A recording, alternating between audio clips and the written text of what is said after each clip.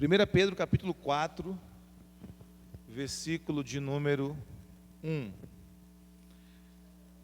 Primeira epístola do apóstolo Pedro, capítulo 4.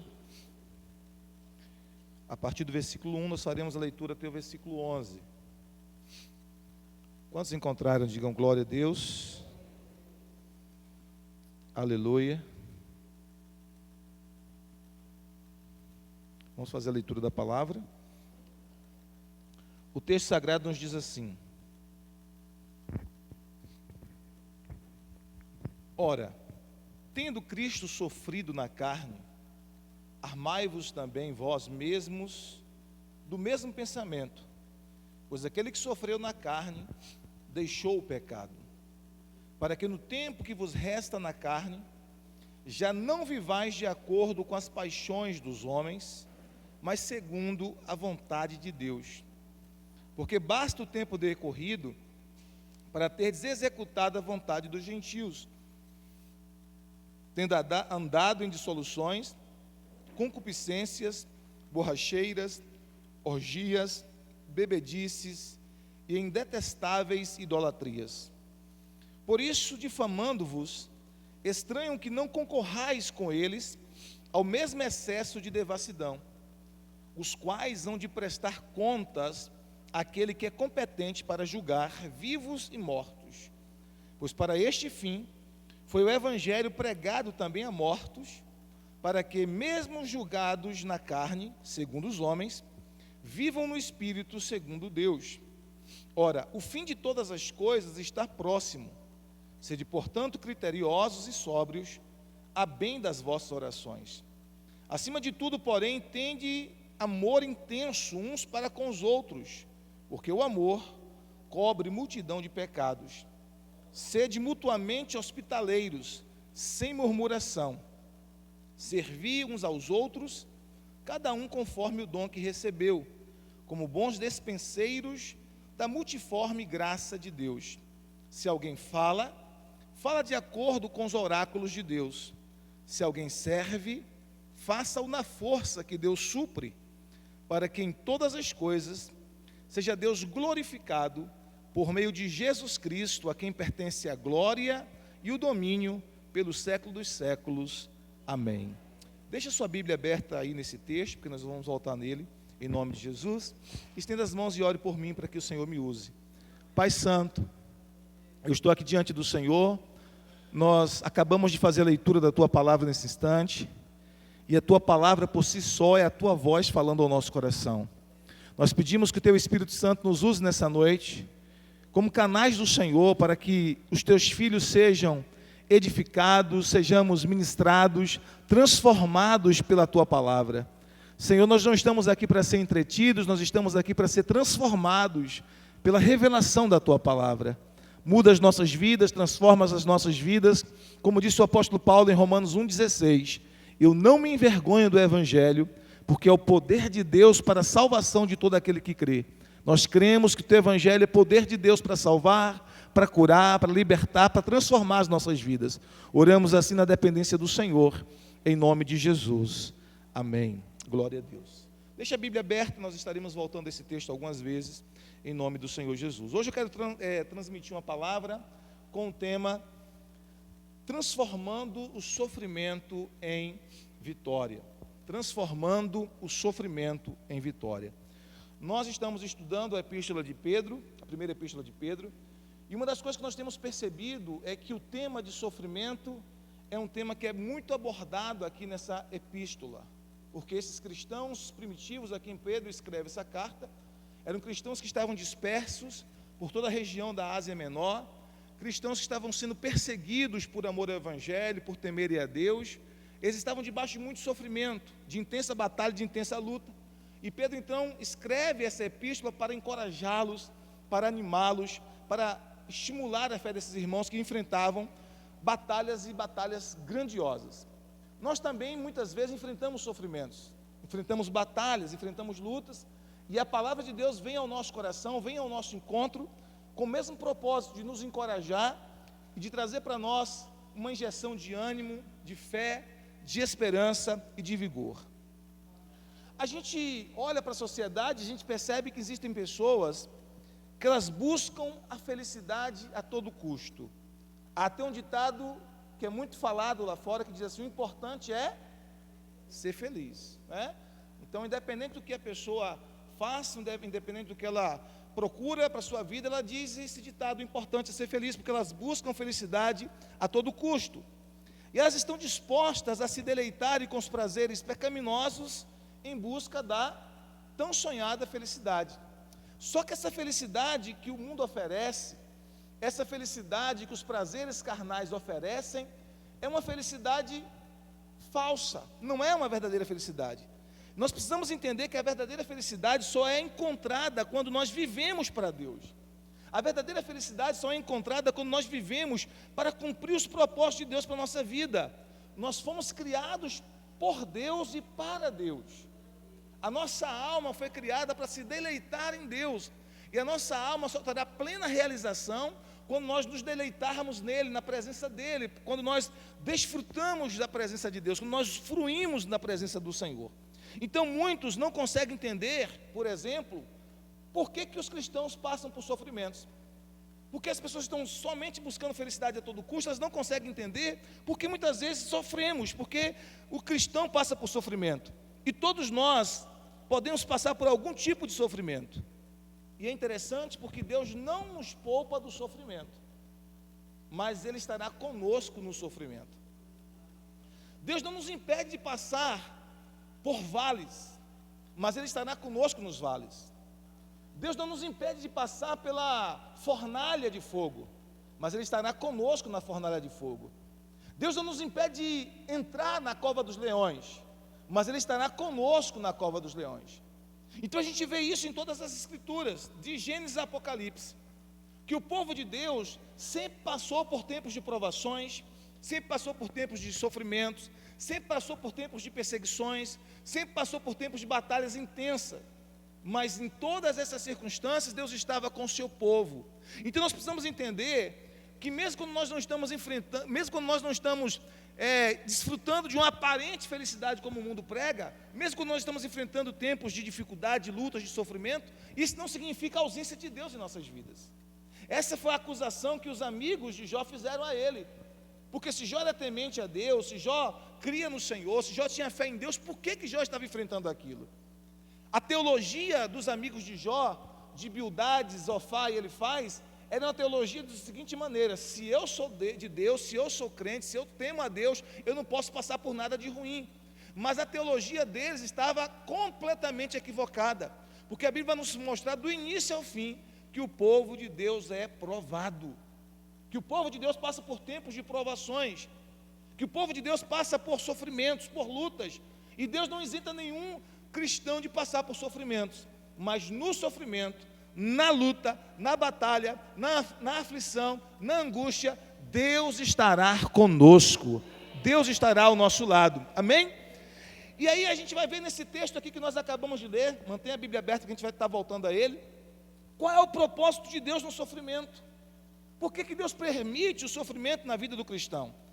Por que é importante que nós passemos por o sofrimento permitido por Deus? Eu já falei semana passada que existem dois tipos de sofrimento. Existe aquele sofrimento que é apenas consequência do nosso erro. Existe aquele sofrimento que é apenas consequência da nossa desobediência, da nossa teimosia, da nossa rebeldia a Deus, né? Esse sofrimento nós não precisaríamos passar, a gente passa porque é teimoso. Mas existe aquele sofrimento que mesmo você sendo fiel a Deus, mesmo você sendo obediente a Deus, mesmo você sendo crente em Jesus Cristo, mesmo você temendo a Deus, mesmo você sendo uma pessoa honesta, íntegra, você vai passar. E por que Deus permite esse sofrimento na vida do justo? Por que Deus permite esse sofrimento na vida de pessoas de Deus, de pessoas que temem a Deus, de pessoas íntegras e honestas? A gente vai ver aqui nesse texto. Primeiro, o sofrimento é um instrumento pedagógico de Deus para nos ensinar a vencer o pecado. Vamos repetir? O sofrimento é um instrumento pedagógico de Deus para nos ensinar a vencer o pecado. Porque o texto diz assim no versículo de número 1 até o 3: ora, tendo Cristo sofrido na carne, armai-vos também vós do mesmo pensamento, pois aquele que sofreu na carne deixou o pecado, ou venceu o pecado, para que no tempo que vos resta na carne, já não vivais de acordo com as paixões dos homens, mas segundo a vontade de Deus. Porque basta o tempo decorrido para teres executado a vontade dos gentios, tendo andado em dissoluções, concupiscências, borracheiras, orgias, bebedices e em detestáveis idolatrias. Então você percebe aqui nesses 3 versículos que Deus permite o sofrimento na vida do cristão, na vida daquele que teme a Deus, para que nós possamos aprender, por meio do sofrimento, a lidar com o pecado e a vencer essa batalha contra o pecado. Olha que interessante, irmãos. O mesmo sofrimento que amolece o coração do crente, que amolece o coração do que teme a Deus, endurece o coração do perverso, endurece o coração do ímpio, endurece o coração daquele que não teme a Deus. O mesmo sofrimento. Vocês estão entendendo? Você, por exemplo, você põe fogo em alguns tipos de comida e aquele tipo de comida específica amolece com calor. E tem outros que endurecem com calor. Você pode dar um exemplo de algum tipo de comida que quanto mais o calor aumenta, mais endurece? O ovo, né? O ovo é líquido, você bota no calor, ele endurece. Agora, um tipo de comida que amolece com calor. Macarrão. Macarrão é duro, é firme, mas quando você bota no calor, na água quente, amolece. E isso é uma ilustração interessante, porque assim, tem pessoas que passam pelo sofrimento e se quebrantam. Aprende lições espirituais, cresce, se aproxima de Deus, se torna uma pessoa melhor. Como Davi disse, foi bom para mim passar pela aflição, porque aprendi os teus preceitos.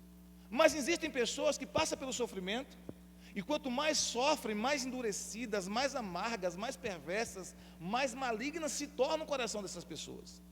Então, o mesmo sofrimento que pode amolecer o coração daquele que teme a Deus, que busca a Deus, que é fiel ao Senhor, pode endurecer o coração do ímpio.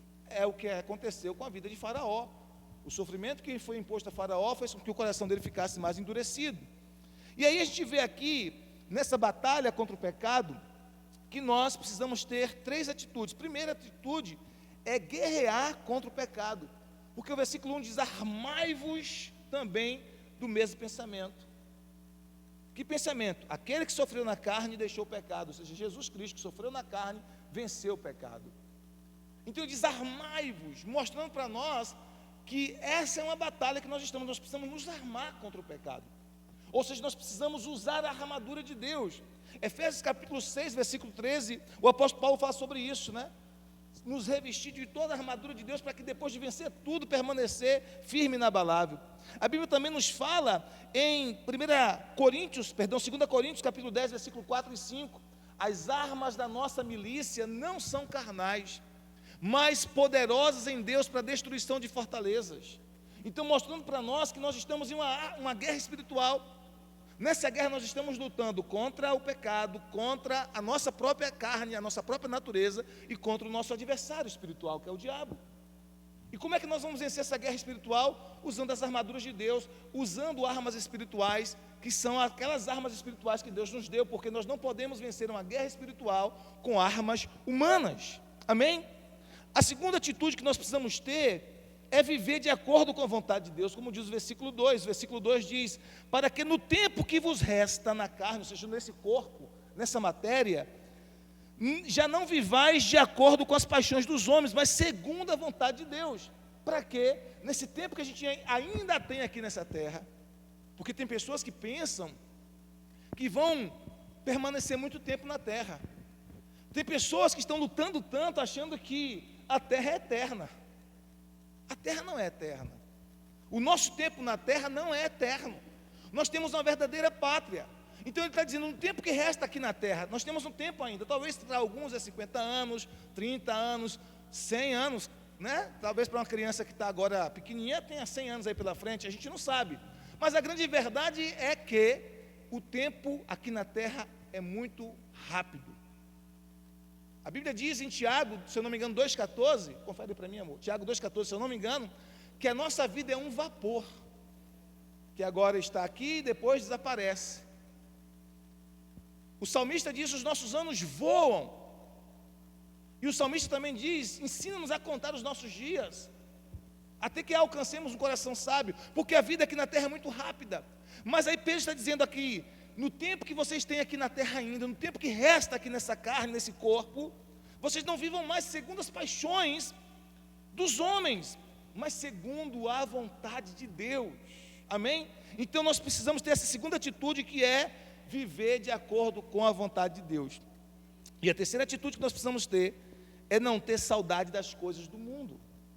Se eu quero vencer o pecado, eu estou passando num processo de sofrimento para que eu seja depurado, purificado, e se eu quero vencer o pecado, eu preciso me desapegar da saudade das coisas do mundo. No versículo de número 3 ele diz assim: porque basta o tempo decorrido para teres executado a vontade dos gentios, tendo andado em dissoluções, concupiscências, borracheiras, orgias, bebedices e detestáveis idolatrias. O que ele está dizendo? O tempo decorrido, o tempo que vocês já viveram nessas coisas já passou. O tempo que vocês viveram nessas coisas do mundo já passou. Vocês não precisam mais ter saudade dessas coisas. Ele cita algumas coisas aqui. Ele cita, por exemplo, dissoluções, que é divisões, concupiscências, que são desejos carnais, borracheiras, que é beber vinho em excesso. Ele fala sobre bebedices, ele fala sobre idolatrias detestáveis ou abomináveis. Ele está dizendo, isso aqui fez parte do passado de vocês, fez parte da história pregressa de vocês, mas agora vocês são nova criatura. Vocês não podem mais ter saudade dessas coisas, saudade do mundo, saudade da velha vida, porque o povo de Israel incorreu neste erro. A Bíblia diz que o povo de Israel estava no deserto, passando por um período de sofrimento, mas aquele sofrimento do povo de Israel, que Deus permitiu ao povo de Israel, tinha um propósito: treinar aquele povo para grandes coisas, treinar aquele povo para grandes vitórias, treinar aquele povo para depender de Deus, treinar aquele povo para aprender a ser movido pelo Senhor, a ser guiado pela voz de Deus, a andar na direção da nuvem de Deus. Tinha um propósito. Mas no meio do sofrimento, a Bíblia diz que o povo começou a ter saudade de onde? De onde? Do Egito. Eles começaram a ter saudade do Egito. Ai, que saudade das melancias do Egito. Ai, que saudade dos melões do Egito. Ai, que saudade dos alhos, das cebolas, dos pepinos do Egito. Eles esqueceram que no Egito eles eram escravos. Eles esqueceram que no Egito eles estavam debaixo dos chicotes dos algozes. Eles esqueceram que no Egito eles não tinham liberdade alguma, mas eles estavam dispostos a trocar a liberdade deles pela lembrança de algumas migalhas dessas coisas que de vez em quando eles comiam ali no Egito.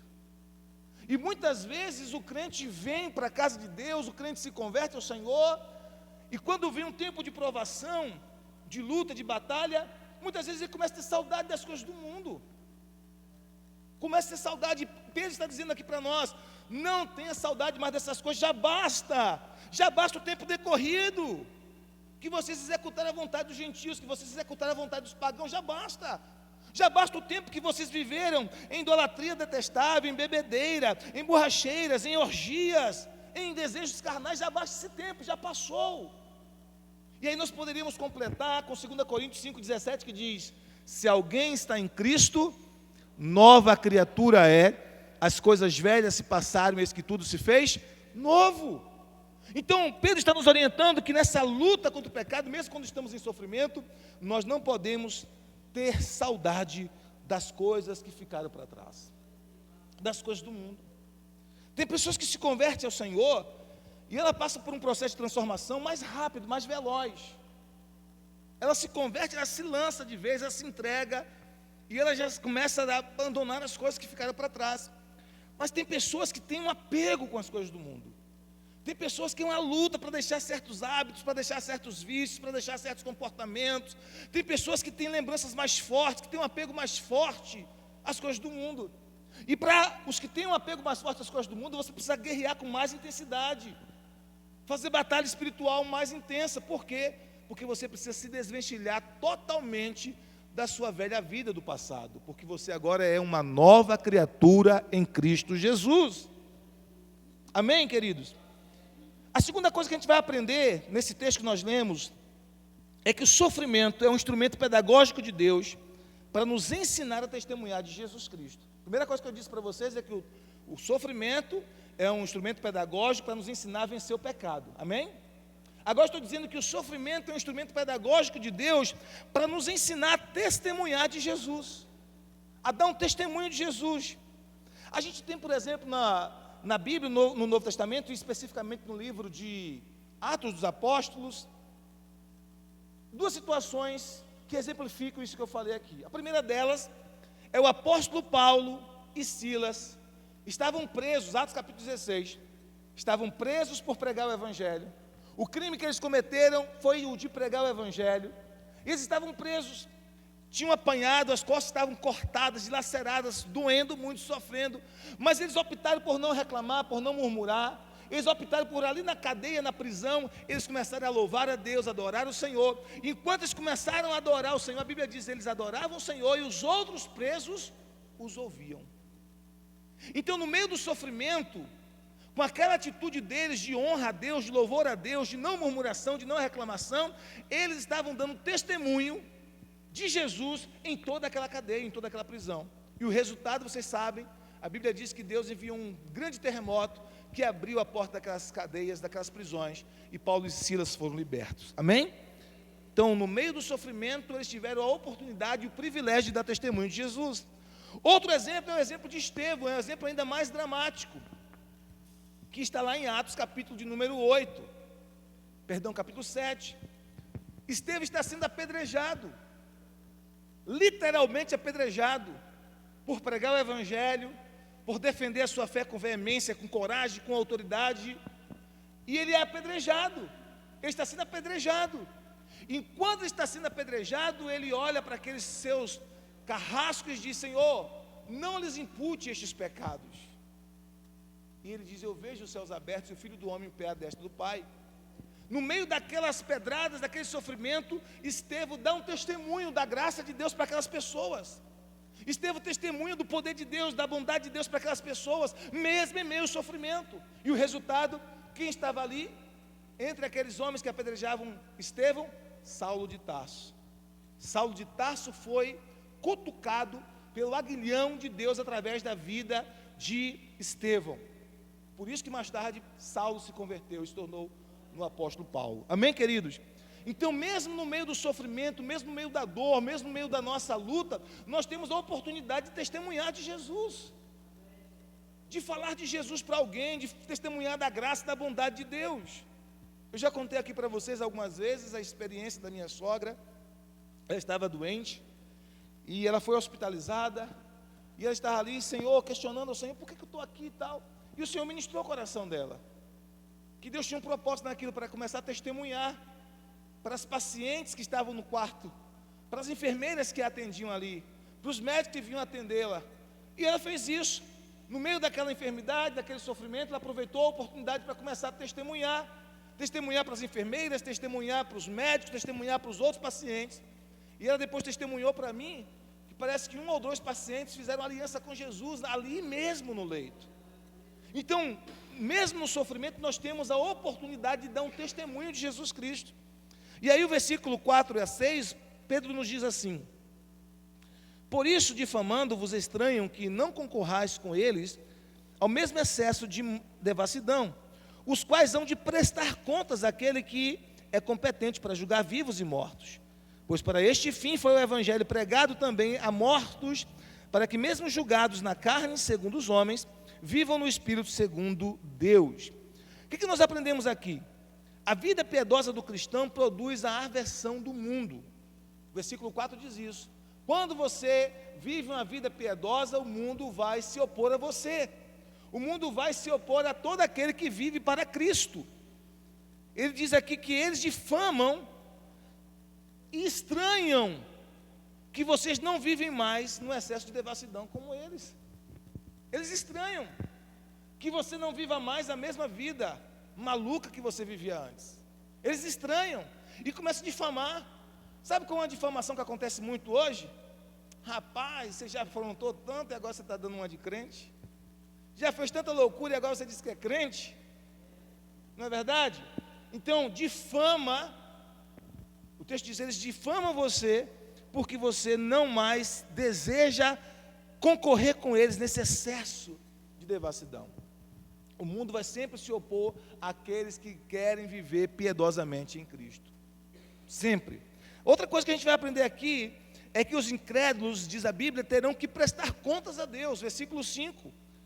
Os quais hão de prestar contas àquele que é competente para julgar vivos e mortos. Na verdade, a Bíblia diz que todos nós haveremos de comparecer diante do tribunal de Deus. Todos, sem exceção. Eu, você, todos nós. Todos nós. Não tem como escapar disso. Um dia, eu e você estaremos diante do tribunal de Deus. Todos nós.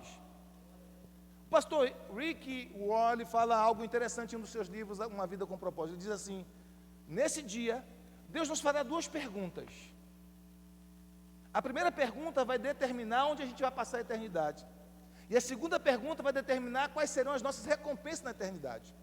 A primeira pergunta que Deus nos fará é a seguinte: o que você fez com o meu filho Jesus? Essa pergunta, a resposta correta a essa pergunta, determinará onde nós passaremos a eternidade.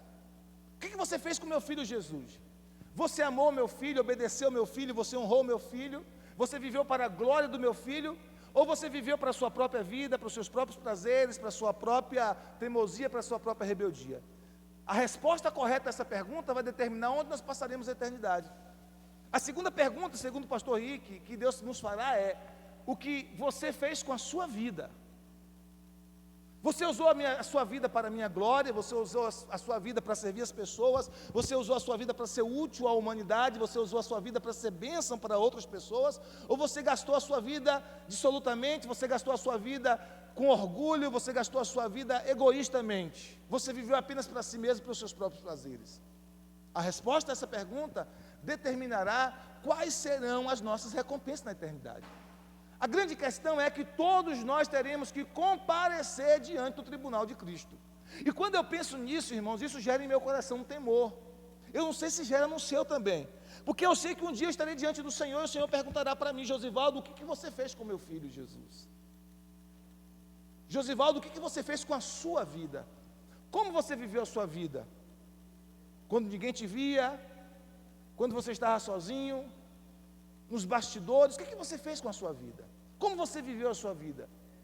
Então, como eu sei que eu vou ter que responder essa pergunta ao Senhor da minha vida, aquele que me criou, que me salvou, eu procuro, pela graça de Deus, viver diante do Senhor. E quando o Espírito Santo me convence que eu fiz alguma coisa que desagradou o Senhor, eu corro logo pedir perdão a Deus, me arrepender, dizer: Senhor, tem misericórdia de mim, me perdoa, me restaura, me renova, porque eu sei que eu preciso de misericórdia, como todos nós. A grande verdade é que todos nós estaremos diante do Senhor um dia, e isso, irmãos, tem que gerar em nosso coração santo temor de como nós estamos levando a vida, de como nós estamos vivendo a vida. E a gente não sabe quando vai ser o último dia. A gente não sabe. Hoje eu assisti um vídeo, desses videozinhos curtos, parece que foi no Instagram, e eu achei interessante que o rapaz disse assim: esse foi o último dia dessa jovem. Esse momento foi o último momento dessa jovem. E a jovem estava alegre, parece que ela estava vindo de alguma festa, festejando, filmando a si mesma, alegre, cantando. E ele diz: preste atenção no que vai acontecer agora. Ela não sabia que ele ia morrer. Ela não viu, mas ela estava andando de costa e tinha um lugar bem alto, mais ou menos 3 metros de altura, numa rua. E ela vinha celebrando, alegre, feliz, ela escorregou, caiu, morreu naquela hora. Ela estava tão feliz, tão alegre, um segundo antes, e agora, um segundo depois, aquela jovem está morta. Então a grande verdade é que ninguém sabe qual será o último dia. Por mais que nós estejamos vivendo um momento maravilhoso da nossa vida, um momento maravilhoso. Sabe quando a gente está vivendo um momento maravilhoso, a gente não quer que a vida termine nunca. Eu sei que quando a gente está vivendo um momento muito difícil, dependendo do grau de dificuldade, dependendo do grau de sofrimento, dependendo do grau de dor, a gente até pede a morte para Deus.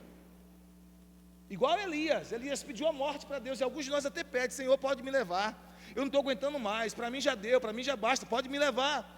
Mas quando a gente está vivendo um momento de euforia, um momento bom, um momento alegre, um momento feliz, e esse momento já dura um certo tempo, a gente não quer que a vida acabe nunca. Mas a gente não sabe, a gente não tem o controle da vida na nossa mão, e todos nós um dia teremos que estar diante do Senhor. Na verdade, as pessoas têm medo da morte por uma única razão: elas não têm medo da morte, elas têm medo de se encontrarem com Deus. Esse é o maior medo das pessoas. Não é medo da morte em si, é medo de se encontrar com Deus, como Adão teve medo de se encontrar com Deus. Então nós precisamos entender, todos nós teremos que prestar contas a Deus, e Pedro fala isso no versículo de número 5, os quais hão de prestar contas àquele que é competente para julgar vivos e mortos. Só Ele é competente para julgar vivos e mortos, só Deus. Por isso Jesus disse, não julgueis para que não sejam julgados, não condeneis para que não sejam condenados, porque com o mesmo juízo que vocês julgares, vocês serão julgados, com a mesma medida que vocês medirem, vocês serão medidos. Mas Ele é competente, Deus é competente, Ele é o único que é competente, porque Ele sonda a mente e corações, Ele sonda as intenções, as motivações por trás da ação, Ele sonda o oculto e o profundo, Ele esquadrinha todos os detalhes, Ele é o juiz perfeito. Então a Bíblia diz, nós estaremos diante desse juiz que vê tudo e que diante dele nada se pode esconder. E é por causa disso que nós precisamos viver uma vida com temor e santidade no nosso coração. Diga amém se você está entendendo. Pedro vai além. Ele diz que a morte não é o fim para aqueles que creem no Evangelho. Vamos repetir? A morte não é o fim para aqueles que creem no Evangelho. No versículo 6 ele diz assim, para este fim foi o Evangelho pregado também a mortos, para que mesmo julgados segundo os homens, vivam em espírito segundo Deus. Eu sei que há diferentes interpretações para esse texto aqui, mas o que eu quero falar para vocês aqui nesse texto é o seguinte, qual é a interpretação que eu creio? O Evangelho foi pregado também a mortos, como assim, pastor? Para aqueles que agora, no tempo que Pedro escreveu isso, tanto é que a NVI coloca assim, o Evangelho foi pregado àqueles que agora estão mortos, para explicar melhor o contexto, a NVI coloca dessa forma, o Evangelho foi pregado para aqueles que agora estão mortos, mas que no tempo passado que Jesus estava presente, não estavam, eles estavam vivos quando Jesus pregou, mas agora no tempo que Pedro escreveu, estão mortos, para que mesmo julgados pela carne, segundo os homens, ou seja, os homens os julgaram, os apedrejaram, os perseguiram, lançaram eles nas fornalhas, lançaram nas arenas para os leões os comerem, jogaram eles entre os gladiadores, eles foram julgados segundo a carne pelos homens, mas eles possam viver segundo o Espírito. Então o que Pedro está dizendo aqui, em outras palavras, resumindo, para a gente não entrar em questões teológicas aqui muito profundas, porque não é o propósito dessa noite, há várias interpretações para esse texto, mas eu quero, pelo menos 4, mas eu quero ficar nessa aqui. O Evangelho foi pregado para essas pessoas que no tempo que Pedro escreveu estavam mortas, mas que estavam vivas no tempo de Cristo. Elas creram, foram julgadas pelos homens, morreram, foram mártires, mas estão vivas diante de Deus. E aí o que a gente vai aprender? A morte não é o fim para aqueles que creem no Evangelho. A morte não é o fim para aqueles que creem no Evangelho. Essa deve ser a nossa esperança, irmãos. Essa deve ser a nossa esperança. Todos nós já passamos em algum momento pela dor de perder um ente querido. Quem aqui já perdeu um ente querido, próximo ou distante? Todos nós, eu acredito. Pelo menos se você tem uma certa idade. Um pai, uma mãe, um tio, uma tia, um primo, um cônjuge. Todos nós já enfrentamos essa dor do luto. Mas uma coisa que nós precisamos entender e ter essa esperança, ter essa convicção: quem está em Cristo não morre eternamente. Quem está em Cristo não viverá, não experimentará a morte eterna. É isso que Pedro está nos ensinando aqui nesse texto. Terceira coisa que ele vai nos falar aqui é que o sofrimento coloca um alerta em nosso coração com relação à volta de Jesus. Primeira coisa, o sofrimento é o instrumento pedagógico de Deus que nos ensina a lidar com o pecado, a vencer o pecado. Segunda coisa, o sofrimento é o instrumento pedagógico de Deus que nos dá força para testemunhar de Jesus. Terceiro, o sofrimento coloca em nosso coração um alerta com relação à volta de Jesus. Você já pensou, eu falei aqui há pouco instante, quando você está vivendo uma fase muito boa da sua vida, você nem pensa na morte. Quando você está vivendo uma fase muito boa da sua vida, a maioria das pessoas, mesmo cristãos, nem pensa na volta de Jesus. Quando está tudo bem, casamento está bem, família está bem, os filhos estão com saúde, você tem um carro do ano para andar, tem dinheiro no seu bolso, está bem empregado, está na força, na juventude, saúde, está tudo correndo às mil maravilhas, você diz assim: acaba não, mundão. Não é verdade? Você nem pensa na volta de Jesus, você nem pensa no retorno de Jesus, né? Principalmente se estiver comendo churrasco. Então assim, você nem pensa. Mas o que a Bíblia está nos mostrando? Quando a gente passa por sofrimento, um gatilho aciona em nós sobre a volta de Jesus. A gente começa a pensar mais na volta de Jesus, a gente começa a pensar mais na eternidade, a gente começa a pensar mais nas coisas eternas, porque o sofrimento é esse instrumento pedagógico de Deus para nos fazer pensar na eternidade, para nos fazer ficar desconfortáveis com essa terra. Deus não quer que a gente fique confortável aqui, Deus não quer que a gente se acostume demais aqui, porque a nossa pátria não é aqui, a nossa pátria está nos céus, a nossa pátria é a Nova Jerusalém. Todo cristão precisa entender isso, irmãos. Por isso que Deus permite esse sofrimento, para que a gente fique desconfortável aqui nessa terra e comece a pensar na eternidade. Não é assim que a águia faz com os seus pintinhos? Quem sabia disso? Com seus filhotinhos? A águia faz o ninho com espinhos. Quem sabia disso? A águia faz o ninho com espinhos e coloca penas ali, para deixar eles confortáveis.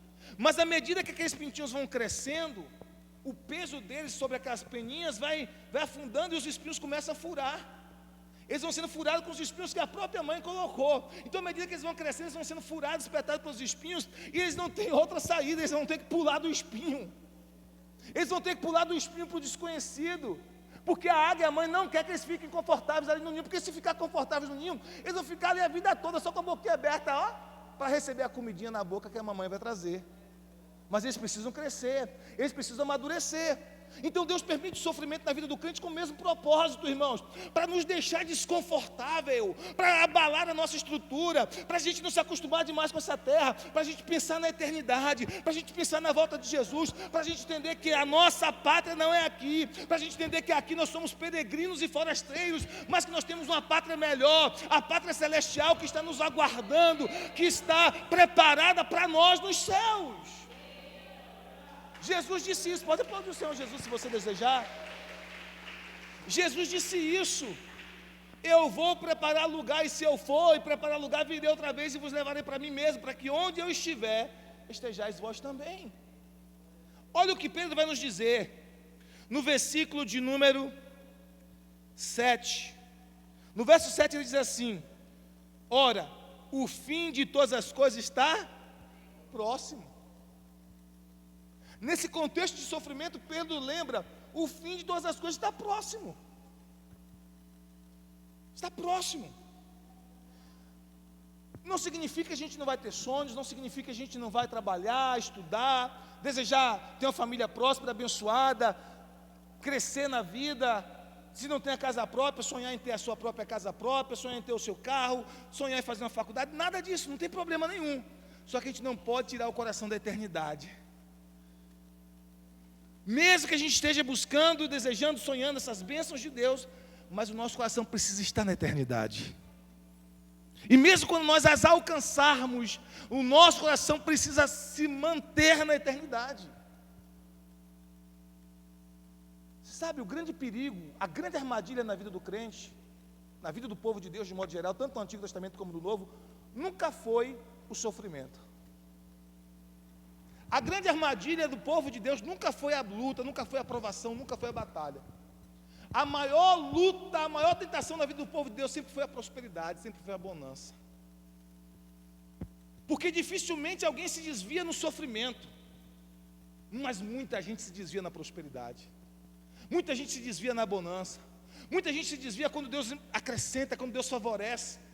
Porque muita gente está buscando o Senhor apenas pela bênção, e quando recebe a bênção diz: alcancei a bênção, alcancei o alvo, e vaza da presença de Deus. Deuteronômio capítulo 8, o Senhor diz: olha, eu te levei para o deserto. Pode ler, depois você confere na sua Bíblia, Deuteronômio capítulo 8, Deus falando com o povo de Israel: eu te levei para o deserto, eu te fiz passar fome, eu te humilhei, eu te provei, para no final testar o que está no seu coração. Aí no verso 18 ele diz: antes se lembrará do Senhor teu Deus, que é Ele que te dá poder para adquirir riquezas. Ele está dizendo: Eu te fiz tudo isso para que você, quando adquirir riquezas, quando você adquirir prosperidade, quando você ter bênçãos materiais, você não achar que foi na força do seu braço, que foi na sua capacidade, que foi na sua inteligência, mas você tem o entendimento de que foi Deus que proveu para você. Então, irmãos, o sofrimento nunca foi a grande tentação do povo de Deus, sempre foi a prosperidade. Deus não quer nos prosperar? Claro que Ele quer. Deus deseja nos prosperar? É claro que Ele deseja.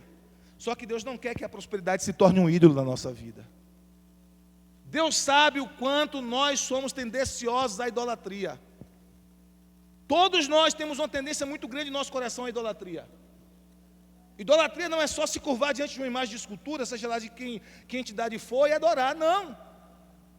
Tem muitos evangelhos que dizem assim, eu não adoro uma imagem de escultura, mas às vezes adora a sua riqueza, adora o seu trabalho, adora o seu cônjuge, adora o seu filho, adora o seu padrão de vida, o seu estilo de vida, adora a si mesmo, adora a sua própria reputação.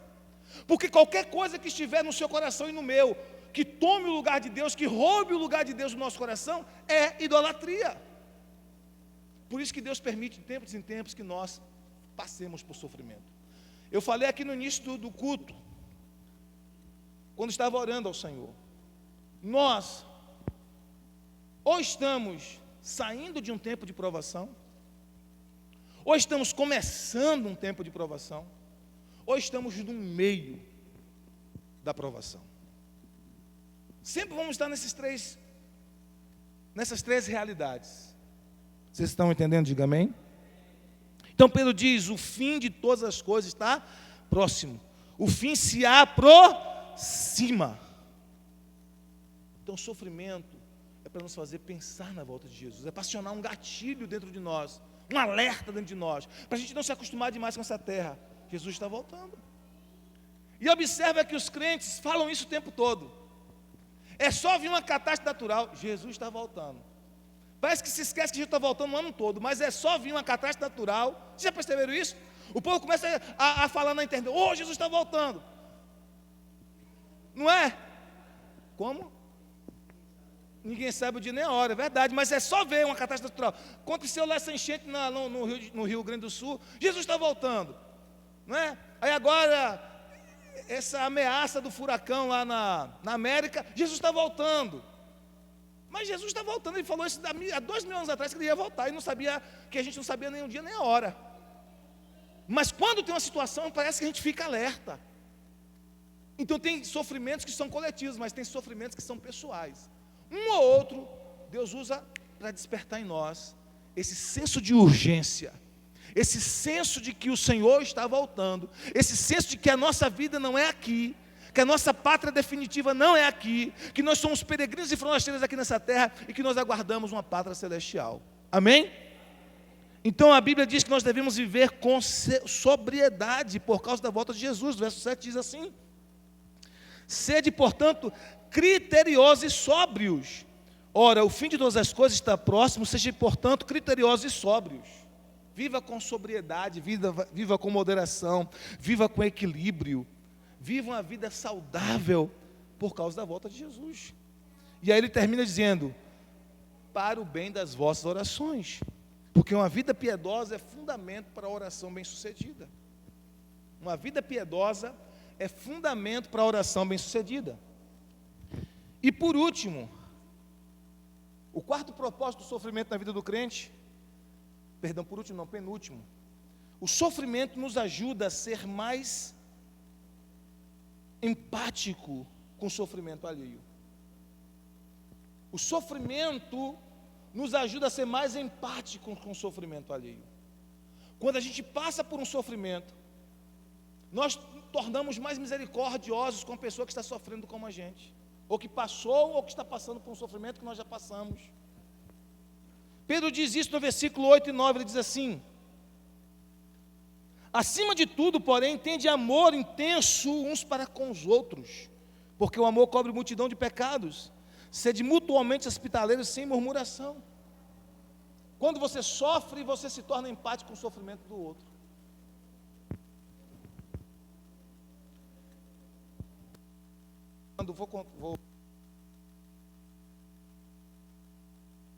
Eu lembro que quando o Keu faleceu, Tayana compartilhou com a gente que uma moça aqui na cidade tinha perdido o marido pouco tempo antes, pouquinho tempo, foi acho que um mês. Foi antes ou depois? Então deixa eu contar que eu vou lhe falar. Aí, foi antes. Tayana, o esposo de Tayana faleceu. Vocês conhecem a história, todo mundo aqui da igreja conhece a história. E uma semana mais ou menos antes, parece, não foi, Thay? Um pouquinho tempo depois, antes, uma moça aqui da cidade também perdeu o esposo de uma forma trágica, num acidente de carro. Só que diferente de Tayana, que graças a Deus tem uma vida equilibrada financeiramente, essa moça não tinha nada. E Tayana esqueceu a sua dor, e ela disse: eu preciso fazer alguma coisa por essa mulher. Ela mobilizou as amigas dela, mulheres empresárias também, e começou a levantar recursos para ajudar essa moça. O sofrimento dela fez com que o coração dela se movesse em compaixão com o sofrimento daquela mulher. O sofrimento dela fez com que ela tivesse o coração ainda mais empático com a dor daquela mulher. Porque ela pensou: eu perdi o meu esposo, está doendo demais, a ausência dele está doendo demais, mas eu tenho alimento para os meus filhos, eu tenho casa para morar, eu tenho pensão, e essa moça não tem nada, eu preciso fazer alguma coisa para ajudá-la. Então, o sofrimento nos dá a possibilidade de ser empático com a dor do outro, de mostrar misericórdia com o outro que está sofrendo. Então, quando você passa por experiências dolorosas, isso se torna a sua missão. Você já viu esses movimentos que às vezes tem, que acontecem nas nações, às vezes porque a mulher, a mãe perdeu um filho para uma doença terrível. Agora essa mulher se levanta, ela gasta todos os recursos, ela busca todos os conhecimentos científicos, ela quer criar uma cura para aquela doença que matou, que dizimou o filho dela. Já viu isso? Acontece com muita frequência, sim ou não? Porque a dor e o sofrimento nos dá o privilégio de ser empático com a dor e o sofrimento do outro. Então Pedro está dizendo aqui sobre isso nesse versículo. Amém, queridos? Vocês estão entendendo? Então a Bíblia diz que nós precisamos ter um amor intenso uns pelos outros. Um amor intenso. Intensidade no amor, amor verdadeiro, amor não fingido, porque amor não é palavras apenas, amor é atitude coerente com aquilo que nós dizemos que amamos. Ele diz mais que esse amor nos ensina a ser hospitaleiros, a abrir as nossas casas, porque quando nós amamos de verdade, nós abrimos o nosso coração, e nós abrimos as nossas casas, e nós abrimos as nossas mãos. Pedro diz: sejam hospitaleiros sem murmuração, versículo 9. Sede mutuamente hospitaleiros sem murmuração. O que é ser hospitaleiro? É abrir a casa para receber os irmãos. E no tempo que Pedro escreveu isso, era de extrema importância. Dois motivos. Primeiro, os missionários estavam viajando de lá para cá o tempo todo. As hospedarias eram extremamente caras e extremamente sujas. E muitas delas serviam como motéis, digamos assim. Como até hoje acontece, a gente sabe disso. Sim ou não? Tem muita pousadinha por aí que na verdade não é pousada. É um motel disfarçado. Acontecia também nesse tempo aqui. Então Pedro diz assim: olha, vocês precisam ser hospitaleiros, vocês precisam receber em casa os irmãos, vocês precisam receber em casa os missionários, vocês precisam abrir as suas casas. Isso é amor, isso é empatia. Segundo motivo, a igreja primitiva não tinha templos próprios. Quando a Bíblia diz, por exemplo, que a igreja se reunia no templo de casa em casa, o templo no qual ela se reunia não era o templo da igreja, era o templo dos judeus, e a igreja se reunia no pátio do templo ali, como um empréstimo. Mas a igreja não tinha pátio, não tinha templo próprio, então a igreja se reunia onde? Nas casas. Aí você vai ver a igreja que se hospedava, e usa até essa expressão, a igreja se hospedava na casa de Áquila e Priscila, a igreja se hospedava na casa de Áfia, a igreja se hospedava na casa de Filemon, porque a igreja se hospedava onde? Na casa dos irmãos. E Pedro diz: vocês precisam ser hospitaleiros sem murmuração. Isso é amor. Ser hospitaleiro sem murmurar. Porque tem gente que é até hospitaleiro, mas murmura. Não é verdade? Vem para minha casa, dá um trabalho todo, não sei o que. Pedro está dizendo: sejam hospitaleiros sem murmurar. Isso é amor na prática, é amor na veia, é empatia pura, é acolher o outro em casa.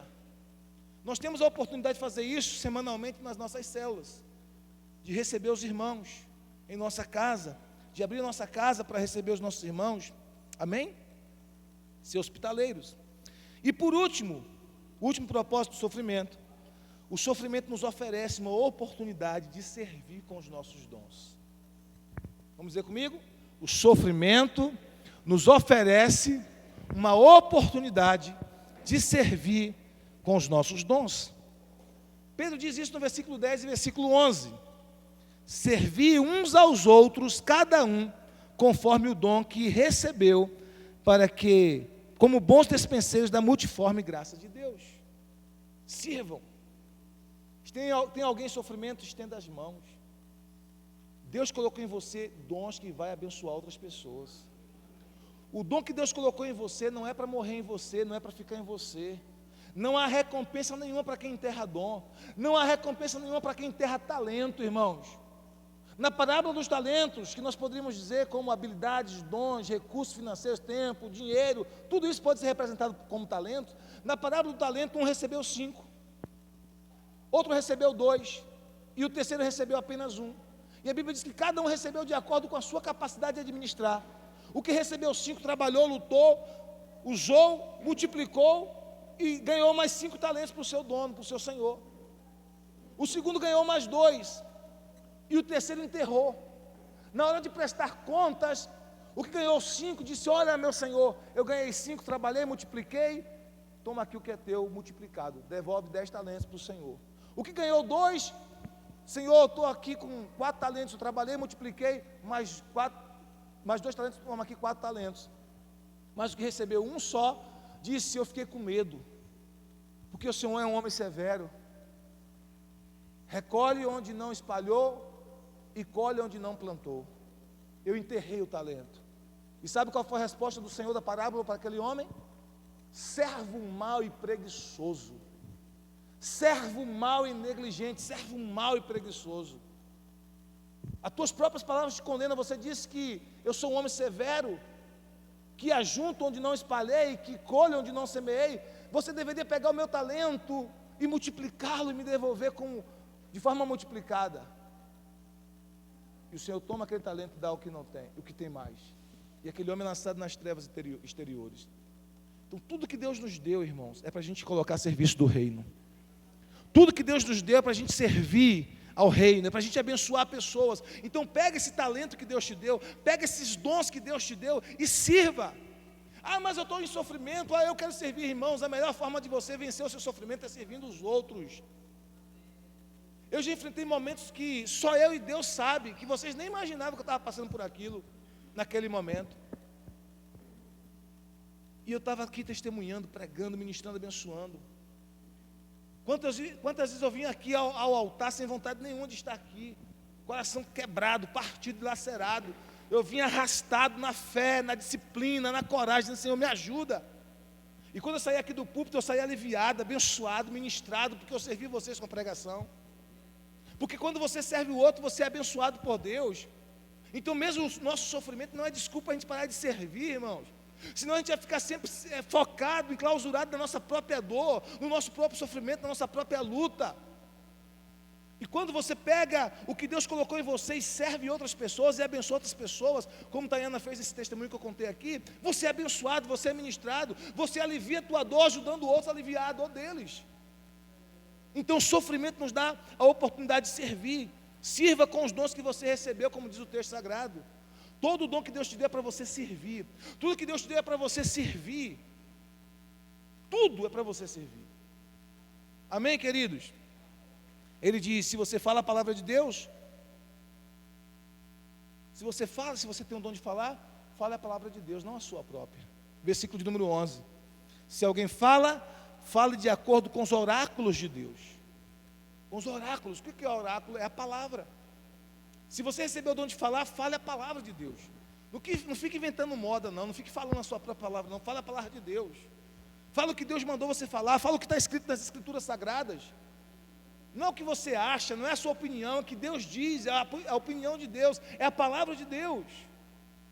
Ele diz: se você serve, sirva na força que Deus dá, sirva na força de Deus, não na sua própria força. Sirva na força do Senhor. Por isso que quando você está em sofrimento, você tem a oportunidade de servir na força de Deus. Porque quando você não está em sofrimento, você está forte. Você está cheio de energia, está cheio de força. Mas quando você está quebrado, você está só, como dizia uma irmãzinha que tinha aqui na igreja, só o pó da rabiola. Você vai dizendo assim: Senhor, eu que preciso, Senhor. Ô Senhor, envia alguém para me dar uma palavra. Ô Senhor, envia alguém para botar a mão na minha cabeça e orar por mim. Ô Senhor, envia alguém para me encorajar. Ô Senhor, envia alguém, Senhor, para orar por mim. Envia alguém para me ajudar.